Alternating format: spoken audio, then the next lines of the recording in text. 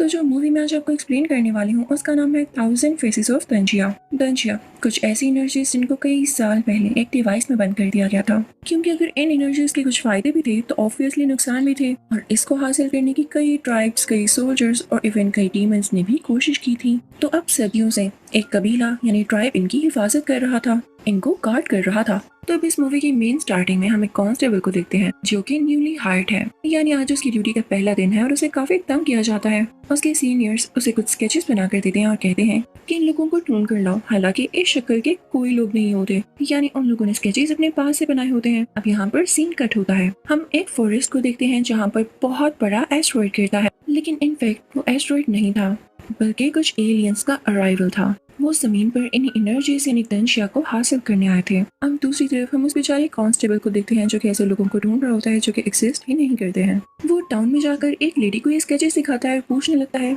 कि मिस आपने इन लोगों को कहीं देखा है? तो वो कहती है कि इधर ही कहीं होंगे, ढूंढ लो।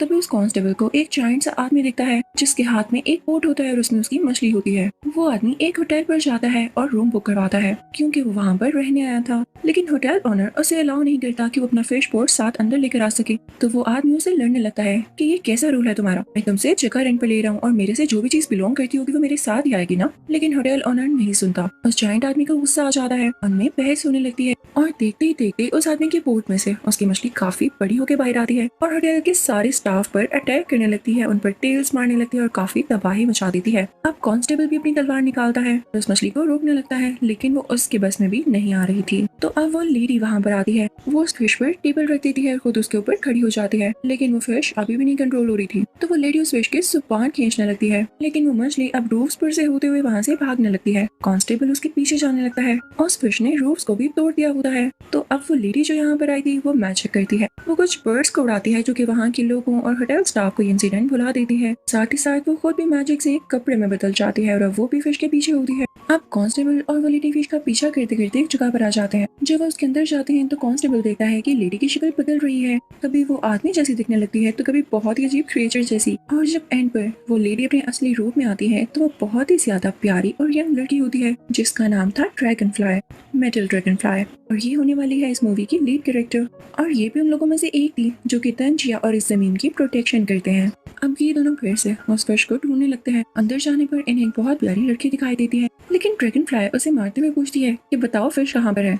तो ये लड़की विंडो से बाहर जंप कर देती है, लेकिन जैसे ये दोनों उसे पकड़ने जाते हैं तो उन्हें पता चलता है कि वो कोई यंग लड़की नहीं बल्कि कोई आदमी है जिसने मेकअप किया हुआ था, और ऐसा मेकअप कि कोई उसे पहचान नहीं पा रहा था। अब इसकी गर्दन के इर्द-गिर्द कपड़ा लिपटा होता है। तो ड्रैगन फ्लाई से गुस्से से पूछती है बताओ मछली कहाँ पर है। तो ये कहती है अंदर जो पिक्चर है उसके अंदर वो छुपी हुई है। ड्रैगन फ्लाई अंदर जाती है और जो पिक्चर्स बनी होती हैं मछली उन्हीं पिक्चर्स में से एक पिक्चर में छुपी होती है जैसे कि उसने कहा था। ड्रैगन फ्लाई उसे बाहर निकालती है। ड्रैगन फ्लाई एक नेट में उस मछली को बंद कर देती है, लेकिन जैसे ही वहाँ से जाने वाली होती है उसको इधर ही एक और पेंटिंग दिखाई देती है। तो वो उस लड़की के गिटअप वाले आदमी से पूछती है कि ये पेंटिंग किसके लिए है।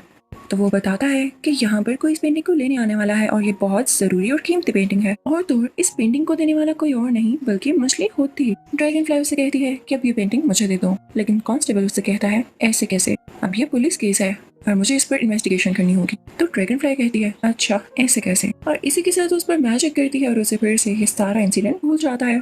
अब यहाँ से ड्रैगन फ्लाई इस फिश को लेकर एक पुराने से टेम्पल में आती है जहाँ पर एक ओल्ड मैन होता है जो कि इस लेडी का यानी ड्रैगन फ्लाई का मास्टर भी था और उन एनर्जीज यानी दंजिया को प्रोटेक्ट करने वाला। तो वो ओल्ड मैन ड्रैगन फ्लाई को बताता है कि ये फिश लोगों की तरफ से भेजा गया एक ट्रैप है जो कि इस एनर्जी को हासिल करना चाहते हैं। उन्होंने इस फिश को इसीलिए भेजा था ताकि पता लगा सकें कि वो एनर्जीज कहाँ पर है। अब ये फिश यहाँ पर आ गई है तो उनको भी पता चल चुका होगा और वो जल्द यहाँ पर हमला करने आएंगे। अब मास्टर यानी ओल्ड मैन ड्रैगन फ्लाई से कहते हैं कि हमारे ग्रुप में जितने भी लोग हैं वो काफी नहीं है कि उन लोगों से लड़ सकें जो एनर्जी को हासिल करना चाहते हैं, तो मैं बाकी सोल्जर्स को भी इन्विटेशन देने जा रहा हूँ। तब तक तुम लोग यहाँ पर जितने भी जरूरी वेपन्स और चीजें हैं उनको कहीं और ट्रांसफर करो। अब ड्रैगन फ्लाई बाकी लोगों के साथ मिलकर ऐसा ही करती है, लेकिन जब ड्रैगन फ्लाई अपने दो साथियों के साथ जा रही होती है तो रास्ते में अर्थक्वेक आ जाता है। वो लोग एक जगह पर जाते हैं जहाँ पर कोई मूवमेंट हो रही होती। वहाँ पर जाकर ड्रैगन फ्लाई देखती है कि एक बहुत बड़ा बोल यानी स्फीयर है जो कि चीन से बंधा हुआ है। उससे पता चलता है कि इसके अंदर एक ऐसी क्रिएचर कैद है जो कि एनर्जीज को चुराने आई थी, और अब जिन क्रिएचर्स या लोगों का अटैक होने वाला है वो इसीलिए है कि इसको यहाँ से बचाकर लेकर जा सके। अब इस जगह पर जल्दी कांस्टेबल भी पहुंच जाता है, लगता है वो बहुत ज्यादा रिस्पॉन्सिबल है, लेकिन साथ ही साथ यहाँ पे हम काफी अजीब क्रिएचर को देखते हैं जिसकी लाल कलर की आंखें होती हैं और इसका नाम भी रेड आई है। मूवी के स्टार्टिंग में हमने जो एस्टेरॉइड गिरते हुए देखा था उस चीज के अंदर यही एलियन था। अब ये रेड आई क्रिएचर उस स्फीयर को अपनी तरफ अट्रैक्ट करता है, जिसके बाद उसमें क्रैक्स आने लगते हैं और वो खुल जाता है। वहाँ काफी बड़ा ब्लास्ट होता है और फिर उसके अंदर से बाहर आता है एक और क्रीपी क्रिएचर, और इस क्रिएचर का नाम होता है फाइट टाइगर, जो कि टाइगर से भी ज्यादा पावरफुल था। ड्रैगन फ्लाई उसके दो साथी और कांस्टेबल इसकी तरफ बढ़ते हैं कि इसको पकड़ सके, लेकिन ये अपने पैर इतनी जोर से हिलाता है कि सब दूर जाकर गिरते हैं। अब वो क्रिएचर दोबारा से उड़ता हुआ इनकी तरफ आता है और ड्रैगन फ्लाई के साथियों को उठाकर मारने लगता है। अब फाइट टाइगर ड्रैगन फ्लाई को ऊपर उठा लेता है और वो इसे भी खत्म करने वाला होता है कि तभी कांस्टेबल वहां पर आता है और उसकी क्रिपर स्वर्ड चलाते हुए ड्रैगन फ्लाई को आजाद यानी फ्री करवाता है। लेकिन इस चीज का गुस्सा व्हाइट टाइगर को बहुत ज्यादा आता है। वो अपने हीटेड हाथों से कांस्टेबल की टांग और बाजू पकड़ता है, जिससे वो उसकी बॉडी से लहता हो जाती है। उसे काफी तकलीफ यानी पेन हो रहा होता है, तो ड्रैगन फ्लाई फौरन से उसे ट्रैक करते हुए अपने साथ लेकर आती है। तब तक उनके बाकी साथी भी आजाद होकर यानी फ्री होकर वहां पर आ चुके होते हैं। ड्रैगन फ्लाई कांस्टेबल को अपने साथ लेकर उड़ने लगती है, लेकिन ये क्रिएचर्स तो पता नहीं किस मिट्टी से बने हुए थे, इनको इन लोगों को जख्मी करना ही करना था। इसके बाद रेड आई ड्रैगन और व्हाइट टाइगर वहां से निकल जाते हैं और ड्रैगन फ्लाई भी अपने साथियों के साथ कांस्टेबल को लेते हुए वहां से एक सीक्रेट जगह पर आती है, जहाँ पर सब काफी वरीड होते हैं कि ये ड्रैगन्स आजाद हो चुके हैं, यानी ये सब क्रिएचर्स जमीन पर आ चुके हैं जो एनर्जीज को बहाना चाहते हैं, और हमें इनको रेजिस्ट करने के लिए यानी रोकने के लिए बहुत ज्यादा सख्त होना पड़ेगा। अब क्योंकि इन सब के लीडर यानी मास्टर्स बाकी वेपन्स ढूंढने के लिए और बाकी सोल्जर से कांटेक्ट करने के लिए बाहर गए हुए थे, तो ड्रैगन फ्लाई कहती है कि हमें इस टाइम के लिए एक और लीडर की जरूरत होगी। अब उसका भाई लीडर को ढूंढने के लिए जाता है, तो उसे एक लड़की मिलती है जिसके हाथ पर सर्कल का निशान होता है, और ये उन लोगों की निशानी होती है जो कि बहुत ज्यादा पावरफुल होते हैं और किसी ग्रुप को लीड कर सकते हैं। अब ड्रैगन फ्लाई का भाई उस लड़की को यहाँ पर लेकर आता है, लेकिन वो लड़की बहुत चाइल्डिश थी और क्यूट भी थी। तो ड्रैगन फ्लाई अपने भाई से कहती है, ये किसे उठा लाए हो, इसकी हरकतें तो बच्चों वाली है, ये हमें लीड कैसे करेगी। तो उसका भाई अपनी बहन को उस लड़की के हाथ पर मौजूद सर्कल दिखाता है और कहता है कि ये देखो, ये हमें लीड कर सकती है, तुम इसके चाइल्डिश बिहेवियर पर मत जाओ, ये बहुत ज्यादा स्ट्रॉन्ग है और मैंने देखा है कि जब इसका गुस्सा आता है तो ये एक पीकॉक मॉन्स्टर में बदल जाती है। ड्रैगन फ्लाई कहती है कि पहले हमें अपने मास्टर से पूछना चाहिए कि क्या ये हमारी लीडर के तौर पर ठीक रहेगी या नहीं। वो उनसे टेलीपैथी के जरिए कम्युनिकेट करते हैं, तो इनके मास्टर एक ऑक्टोपस क्रिएचर जो कि एक फीमेल होती है, इसके जरिए एक मैसेज देते हैं कि मैं किसी और सिटी में हूँ, तो जल्दी मैं उस पूरी एनर्जी को हासिल कर लूंगा, कि कहीं मुझसे पहले वो रेड आई मॉन्स्टर या व्हाइट टाइगर उस एनर्जी को हासिल करके उसका पूरा यूज न करें। और हाँ, जिस लीडर की तुम लोग बात कर रहे हो यानी जिसके पास ऊपर सर्कल है, वही तुम लोगों की अब नई लीडर है, और तुम सब उसको अपने साथ लेकर इसी सिटी में आ जाओ जहाँ पर मैं हूँ। अब वो सब अपनी तैयारी पकड़ते हैं, लेकिन ड्रैगन फ्लाई का मूड अभी भी ऑफ होता है, क्योंकि उसे अपनी नई लीडर बिल्कुल भी अच्छी नहीं लग रही थी उसके चाइल्डिश और नॉन सीरियस बिहेवियर की वजह से, और साथ ही साथ वो कांस्टेबल की वजह से भी परेशान थी। अब उसको नकली हाथ और पाँव लगा दिए जाते हैं और अपनी जर्नी पर ये सब लोग निकल जाते हैं। रास्ते में जब ये लोग केव पर स्टे करते हैं यानी केव के अंदर कुछ देर रेस्ट करने के लिए रुकते हैं, तो सब लोग आपस में यही बातें करने लगते हैं जो कि ड्रैगन फ्लाई सोच रही होती है कि ऐसी लड़की जो मेच्योर ही नहीं है वो हमें कैसे लीड कर सकती है। तो ये सारी बातें वो लड़की खामोशी से सुन रही होती है और फिर जल्दी उसको गुस्सा आ जाता है, उसे पीकॉक मॉन्स्टर में बदल जाती है और वहाँ के एक आदमी पर अपना क्लो रखती है और उसकी जान लेने ही वाली होती है कि तभी ड्रैगन फ्लाई का भाई उसे कहता है, कुछ नहीं होता, तुम्हें पेशेंट रहना होगा। वो उसे गले से लगा लेता है, यानी इस पूरे ट्राइब यानी ग्रुप में सिर्फ एक वही आदमी था जो कि इस लीडर का साथ दे रहा था, और ये बात ड्रैगन फ्लाई को बिल्कुल अच्छी नहीं लग रही थी। अब उधर उस सिटी में हम मास्टर को देखते हैं जो बाकी बड़े बड़े सोल्जर्स के साथ होते हैं। वो लोग एक बॉक्स खोलते हैं और सारे लीडर्स अपनी थोड़ी थोड़ी पावर्स का यूज करते हुए वहाँ पर एक आर्क वेपन तैयार करते हैं, और जल्दी वहाँ पर रेड आई और व्हाइट टाइगर भी आ जाते हैं जो कि उस आर्क वेपन को अपने पास रख लेते हैं। दोनों ड्रैगन्स काफी वेव्स बनाते हैं जो कि मैजिकल वेव्स होती हैं। वो मास्टर को इसमें लेने की कोशिश करते हैं, लेकिन मास्टर खुद को डिफेंड करने के लिए अम्ब्रेला लाइक शील्ड बना लेते हैं। अब जब व्हाइट टाइगर और रेड आई मॉन्स्टर के पास ये आर्क वेपन आ चुका होता है, तो उनका नेक्स्ट टारगेट होता है इस ट्राइब की नई लीडर को पकड़कर मारना, यानी वही लड़की जिसके हाथ पर सर्कल का निशान है। इस पर्पस के लिए वो कुछ लोग उसे रोक भेजते हैं जहाँ पर वो लड़की है। अब उधर उन सबको हम एक होटल में रिसाइड करता हुआ देखते हैं जहाँ पर कांस्टेबल भी उस लड़की पर ट्रस्ट करने लगा था। उस लड़की को ये बात अच्छी लगती है, तो वो अपने मैजिक से उस कांस्टेबल के हाथ और पाँव वापस ले आती है, जिसके बाद कांस्टेबल उसका बहुत ज्यादा थैंक्स अदा करता है, यानी उसे थैंक्स कहता है। देखते ही देखते वहाँ पर वो लोग आने लगते हैं जिनको मॉन्स्टर्स ने भेजा था। वो लोग इनकी तरफ कुछ रिंग्स फेंक रहे होते हैं जिन्हें कांस्टेबल वापस से उनकी तरफ फेंकता है, और तभी वहाँ पर कोई मिस्टीरियस सा आदमी आता है जिसकी शक्ल इनके मास्टर से मिल रही होती है। वो ड्रैगन फ्लाई उसके भाई और उस लड़की को यानी इनकी नई लीडर को कहीं पर लेकर आता है,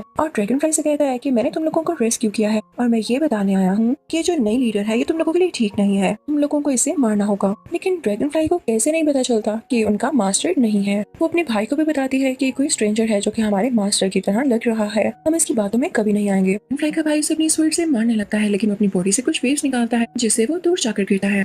तभी यहाँ पर इनके असली मास्टर आ जाते हैं जो कि साइन लैंग्वेज में ड्रैगन फ्लाई को बताते हैं कि तुम लोग फौरन से इस इस न्यू लीडर को यहाँ से लेकर चले जाओ। आप जैसे ही वो लोग यहाँ से निकल रहे होते हैं तो तभी यहाँ पर एक और आदमी आता है जिसके पास पानी को कंट्रोल करने की पावर्स होती हैं।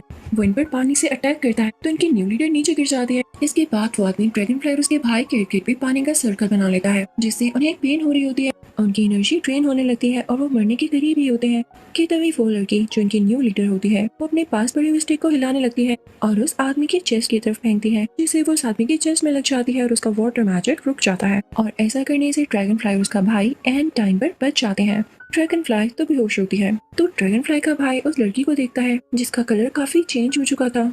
उसकी बॉडी ठंडी पड़ रही थी और जैसे ही इसको हाथ लगाता है तो उसे एक विजन आने लगता है जिसमें ये अपने सबसे फर्स्ट एम्परर को देखता है जो इसे बताते हैं कई साल पहले जब इस दुनिया में मॉन्स्टर्स आए थे तो हमने दंजा की पावर्स एंड एनर्जी को यूज करके उनसे लड़ाई की थी, लेकिन इस दौरान हमारा वो आर्क वेपन चोरी हो गया और यही आर्क वेपन थोड़ी देर पहले हमने देखा था ये ड्रैगन से फिर से ले गए थे। तो अब ड्रैगन फ्लाई के भाई के विजन में वो एम्परर भी से यही कह रहे होते हैं कि अब उस वेपन की सारी पावर्स इस लड़की में हैं जो तुम्हारी न्यू लीडर है और ये तुम्हारे लिए बहुत अच्छी बात होगी कि हमेशा यही तुम्हारी लीडर रहे क्योंकि जो एनर्जीज इसके अंदर है वो किसी और में नहीं। ड्रैगन फ्लाई का भाई जब ये सुनता है तो काफी उदास हो जाता है कि वो लड़की उसकी गोद में थी, उसका रंग काफी अजीब हो चुका था जैसे वो भी मरने वाली हो। जल्द ही वो नोट करता है कि उस लड़की की बॉडी ढीली पड़ गई है यानी उसकी सोल उसके अंदर से निकल जाती है और यहाँ पर उस लड़की की डेथ हो जाती है जिसकी वजह से ड्रैगन फ्लाई का भाई बहुत रोता है। यहाँ पर इनके ग्रुप के बाकी लोग भी आ जाते हैं और इनके मास्टर भी जो कांस्टेबल को भी अपने ग्रुप में शामिल करते हुए कहते हैं कि अब हमें रेड आई मॉन्स्टर व्हाइट टाइगर से लड़ना होगा जो कि दोनों ड्रैगन्स हैं। अब ये लोग उनकी तरफ जाते हैं, सब लोग अपनी अपनी एनर्जीज का यूज करते हुए उनसे लड़ते हैं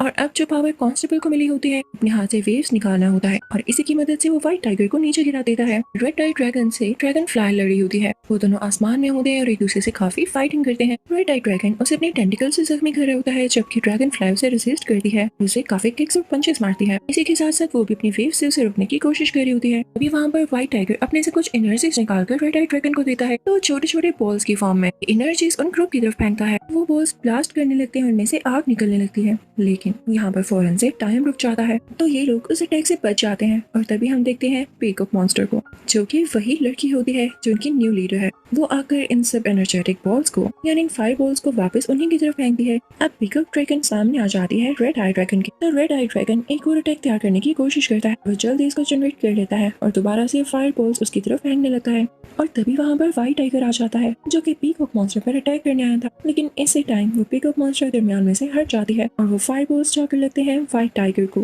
अब यहाँ पर बहुत बड़ा ब्लास्ट होता है जिसमें व्हाइट टाइगर तो मारा जाता है लेकिन रेड आई ड्रैगन भी काफी जख्मी होता है तो इनकी न्यू लीडर फौरन से आसमान में ऊपर जाती है और रेड आई ड्रैगन को पकड़ते हुए घुमा कर नीचे फेंकती है। इस बात की वजह से पूरा ग्रुप उससे बहुत इंप्रेस होता है और उसे अपना न्यू लीडर मान लेता है। अब इन सबको पता चलता है कि व्हाइट टाइगर जो कि जमीन के नीचे से आया था और रेड आई ड्रैगन जो कि ऊपर आसमान से आया था ये दोनों यहाँ पर अपने लीडर को आजाद करवाने आए थे। तो अब ये लोग प्लान करते हैं कि ये लोग उस मॉन्स्टर लीडर को ही खत्म कर देंगे ताकि कोई भी क्रिएचर दोबारा ना आ सके। और मूवी के एंडिंग सीन में हम देखते हैं कि ड्रैगन फ्लाई का भाई और इनकी न्यू लीडर एक दूसरे को पसंद करने लगते हैं और उस तरफ ड्रैगन फ्लाई और कांस्टेबल एक दूसरे को पसंद करने लगते हैं और इसी के साथ इस मूवी का एंड हो जाता है। I hope you like the explanation.